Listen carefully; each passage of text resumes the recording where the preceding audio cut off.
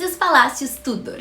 A era Tudor desenvolveu-se numa época de opulência, exuberância e extravagância, plenamente refletida na arquitetura e na atividade social da época. Do reinado imponente, mas sóbrio de Henrique VII, surgiu o desejo de deslumbrar e impressionar. Os monarcas Tudor queriam ofuscar os seus rivais continentais e excitar visitantes estrangeiros influentes. Henrique VIII, em particular, tinha muita inveja dos fabulosos castelos de seu arquirrival, o rei francês Francisco I, que contratou Leonardo da Vinci como seu arquiteto. O Henrique estava determinado a construir algo ainda mais imponente lá na Inglaterra. Os ricos cortesãos Tudors, muitos deles pessoas que não tinham títulos de nascença, também desejavam ostentar sua riqueza recém-adquirida, construindo casas que eram enormes em comparação com as da Idade Média. Os cortesãos mais ambiciosos da época da Elizabeth procuravam um elogio por receber a rainha em sua própria casa, embora isso possa ser um empreendimento muito caro. A principal função do Palácio Real Tudor era acomodar a casa do monarca em um ambiente adequadamente grandioso e fornecer o palco para as apresentações da corte real. A corte era o centro do poder, mas também era um lugar de sonhos, romances, intriga, ambição nua e crua, traição, sucesso e fracasso. Era possível ganhar fortunas e garantir um lugar ao sol. Entanto, ela era uma montanha russa. Aqueles que gozavam de grande estima real podiam subitamente ser levados à ruína. Na corte real, o sucesso não tinha preço, mas o fracasso podia ser fatal, como a Thomas More, Thomas Cromwell, Ana Bolena, Catherine Howard e o Conde de Essex aprenderam às suas custas. Depois da Guerra das Duas Rosas, havia pouca necessidade dos monarcas viverem em um castelo. Em busca de maior conforto e para acomodar o seu enorme exército de seguidores, os monarcas Tudor construíram palácios impressionantes que projetavam o poder e o prestígio da monarquia. Henrique VII construiu o Palácio de Richmond em homenagem ao seu condado e tornou-se uma residência real popular durante a era Tudor. Sua neta, Elizabeth I, chamou-o de sua caixinha quente. Hoje, tudo que resta é a antiga portaria do palácio com o brasão de Henrique.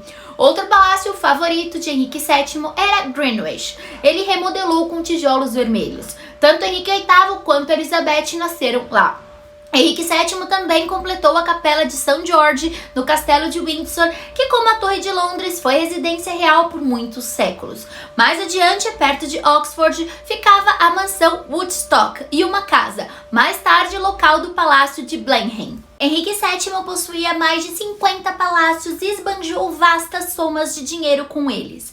2 milhões em Whitehall, adquirido do cardeal Wolsey e cobrindo 26 acres ao lado do rio Tamisa, 18,5 milhões em Hampton Court e 7,5 milhões em Norfolk, em Surrey. Apenas 2 dos palácios de Henrique VIII, St. James em Londres e Hampton Court, sobreviveram. A nova geração de homens de sucesso da Inglaterra elisabetana, desejando exibir a riqueza que haviam adquirido, criou casas que eram confiantes, assertivas e elegantes. Essas residências introduziram tardiamente o Renascimento na Inglaterra e estabeleceram o lar como símbolo de status por excelência. Burghley House, em East Anglia, levou William Cecil mais de 30 anos para ser construída, e mais tarde foi descrita por Daniel Defoe como mais parecido com uma mansão do que uma casa. Longleat, perto de Bath, foi iniciado por John Chaney, um ex-escriturário da Casa Real de Eduardo VI. Foi concluído então durante o reinado de Elizabeth e a rainha foi generosamente recebida lá em 1574. Hoje é amplamente considerado um excelente exemplo da arquitetura renascentista inglesa. A dissolução dos mosteiros proporcionou quantias substanciais de dinheiro, terrenos e materiais de construção para novos usos. Isso levou a algumas conversões de propriedades interessantes, nas quais as antigas Abadia de Buckland em Devon, Anglesey perto de Cambridge, Woburn em Bedfordshire e Wilton, em Wiltshire, foram transformados em residências para ilustres elisabetanos. O Castelo Studley, em Codwoods, a última casa de Catherine Parr, onde Elizabeth viveu por um breve período, foi bastante ampliado com material de construção retirado da vizinha Abadia de Winchcombe. A outra casa da infância de Elizabeth, o Palácio Hatfield, onde ela realizou seu primeiro conselho privado, foi mais tarde reconstruída por um de seus ministros mais bem-sucedidos, o Robert Cecil. Agora vamos falar falar de outros palácios, como o Palácio de St. James em Londres. O Henrique construiu esse palácio no local do Hospital St. James. Ana Bolena passou a noite após a sua coroação lá, e as iniciais H e A entrelaçadas podem ser vistas esculpidas em algumas lareiras. O Henry Fitzroy, o filho legítimo do rei com Bessie Blount, estava morando lá quando morreu em 1546 aos 17 anos. Grande parte desse palácio de tijolos vermelhos sobreviveu, incluindo a capela real, a portaria e 2 quartos Tudors nos apartamentos reais, mas ele não está aberto ao público. A gente também não pode esquecer do Castelo de Windsor, que hoje é a residência oficial do monarca, mas não era na época.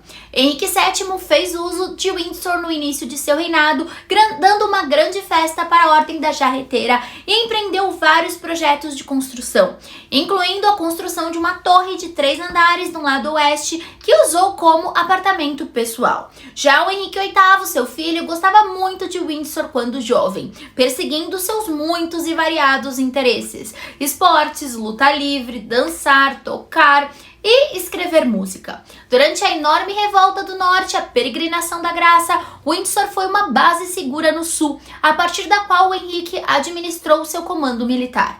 Durante todo o período Tudor, o castelo também serviu de santuário para as pragas que devastaram Londres. Elizabeth I passou muito tempo em Windsor, especialmente em tempos de crise, quando ela sabia que lá ela poderia resistir a um cerco se necessário.